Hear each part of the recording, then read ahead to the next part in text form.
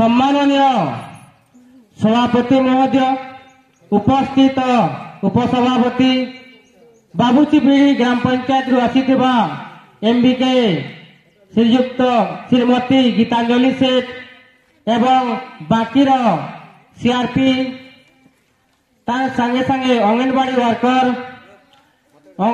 एवं ward member उपस्थित थिबा मो बांकीर भद्र व्यक्ति एसएसजी ग्रुप रु आसीथिबा महिला एवं छात्र छात्री समस्त को मु आज यही बिरसा मुंडा तथा 150तम जयंती उपलक्षे समस्त को मु स्वागत एवं समस्त को नमस्कार जनाऊँ। धन्यवाद। आपण माने जानिथिबे जे कि बिरसा मुंडा जड़े वीर विप्लवी थिले। से रांची ठारू 45 किलोमीटर गोटे गाँ अच्छी जोटा कि छोट नागपुर बोली। से 1875 मसीहा नवेम्बर 15 तारीख दिन एक ओली हातू ग्राम से जन्म ग्रहण करते। किछि दिन गाँ ती रहिला परे से तांको बापा माँ गोटे आपण चाई बसा बोली जानिथिबे सेटारे तांकु पाठ पढ़ाइबा पई पठेई देथिले। से पाठ पढ़ाइबा समय बहुत भल नम्र एवं देशप्रेमी भक्त प्रेमी थिले। धीरे धीरे से स्कूल रे पाठ छाड़ी निज गाँ को आसीथिले। निज गाँ को आसिला परे सेटारे तांको घरे जोटा कि आपण इतिहास रो जना पड़े मेंढा भेंडी छेली इत्यादि से काम चरेबा पई काम करथिले।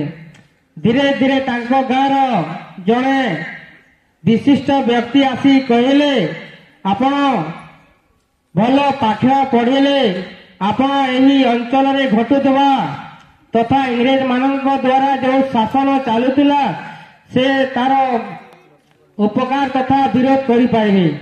धीरे धीरे से गोटे इंग्राजी तथा इंग्लिश मीडियम स्कूल रे पाठ पढ़िबा पई से जाइथिले।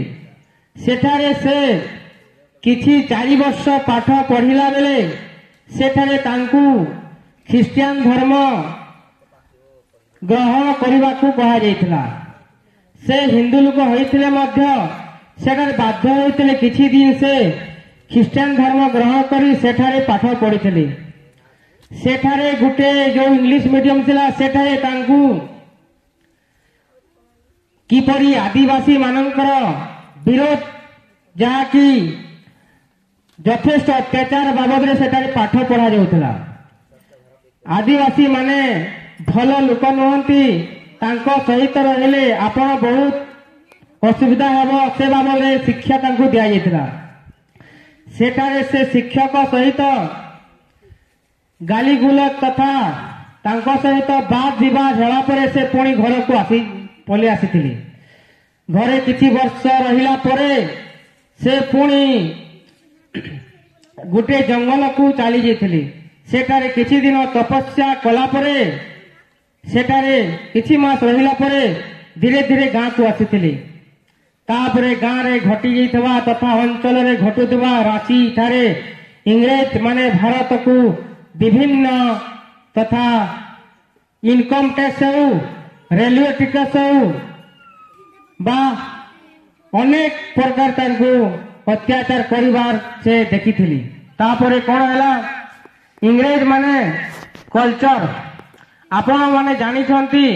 कल्चर कहले आपणक गाँ रे घटुथवा जोटा कि विवाह यक्षाघर कामघर जे कोनसी पर्व पर्वाणी हेले मध्य सेठारे से माने इंग्रेज माने टैक्स नै जाउतले।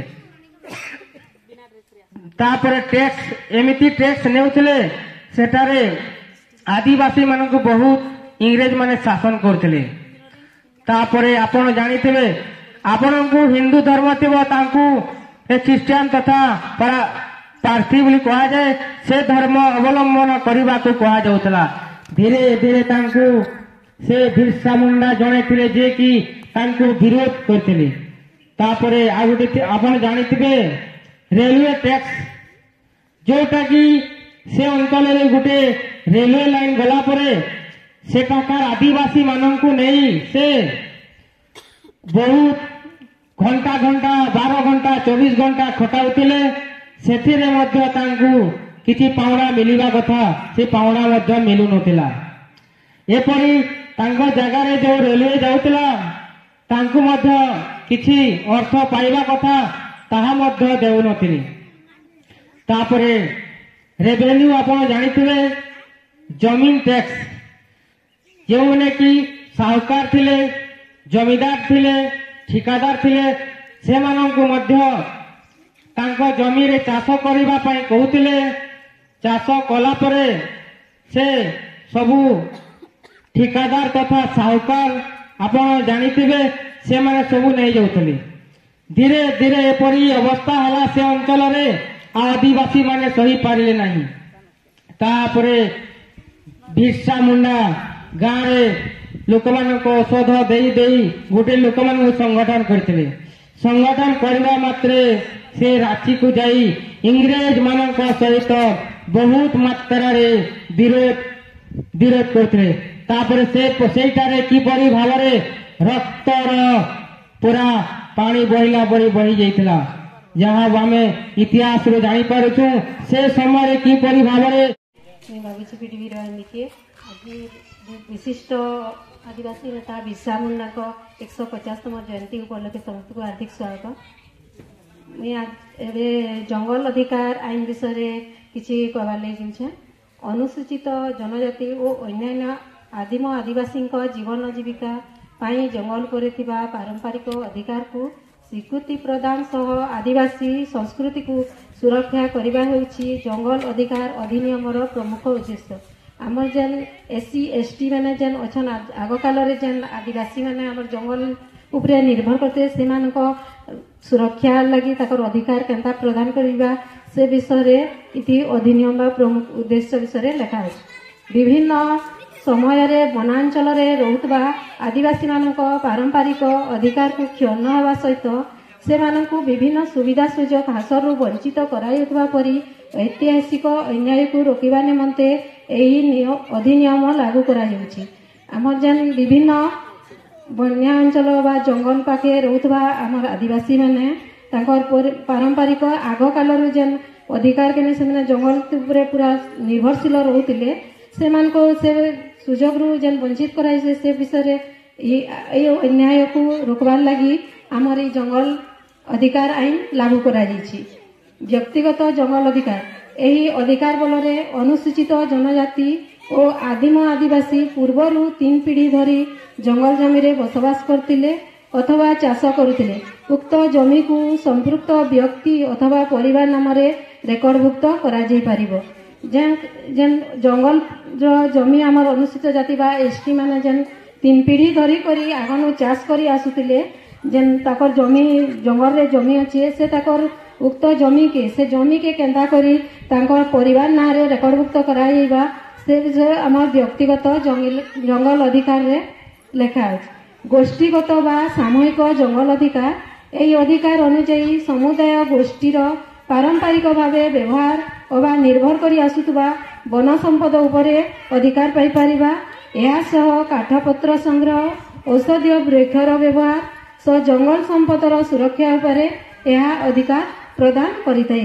गोष्ठीगत बा सामूहिक जंगल बेले आम गाँव रे व्यवहार होतबा जंगल रे जेन काठपत्र आनबा आमे औषध पत्र संग करबा से सबु उपरे आमर गोष्ठीगत बा गाँ लोक अधिकार रही।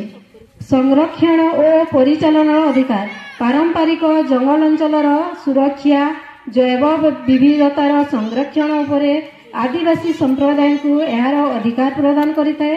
पारंपरिक ज्ञान कौशल तथा आदिवासी संस्कृत सुरक्षा प्रदान स्वरूप जंगल संपदर दीर्घस्थायी व्यवहार करने सह परिवेश को सुरक्षा और प्राधान्य देता। संरक्षण और परिचालना जंगल रे एबे अधिक रु अधिक जेन गछ कटा होचे सेटा कि हमें केंता करी रोकी पारमा अधिक रु अधिक वृक्षारोपण करबा से विषय रे हमें जदि आम गाँ लोके जदि आम सचेतन नहीं हमा बेले आगे आमर जेन छुआ मैंने आसन से मान के हमके काट खोड़े भी आनबार के नहीं मिले से लगी आम एछे नु आम जंगल के संरक्षण करवा गछ पतर लगमा गछ कम रु कम से गछ काटमा जेनता छुआ गुटे बढ़ावार लगी हमको जितकी समय लगुचे गछ गुटे बढ़ावार के गले बहुत समय लगुचे छुआ गुटे जतिला लगे हमें गछ गुटे के जतन कर पारना बाकी गछ काटवार लगी हमको 1 मिनिट भी नहीं लगे हमें गछ गुटे काटी देथु किंतु गछ केंता करी हमें जंगल के पहुंचामा जंगल गछ लगे पारमा हम से प्रकार चेष्टा करना हो सबे सचेतन ना बा इतकी कही